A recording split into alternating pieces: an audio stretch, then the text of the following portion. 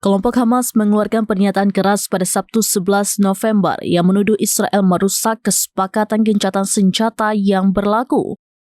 Tuduhan ini juga disertai seruan tegas agar pelanggaran dan pembantaian di jalur Gaza segera diakhiri.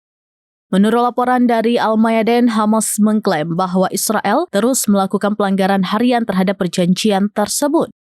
Pelanggaran yang dimaksud meliputi perusakan rumah di wilayah yang dikuasai Israel di luar garis kuning, serta perluasan di wilayah kontrol militer hingga melampaui 30 km persegi dari garis penarikan sementara yang telah disepakati. Israel juga dituduh melakukan patroli militer dan menempatkan penghalang beton di zona-zona yang seharusnya didemilitarisasi.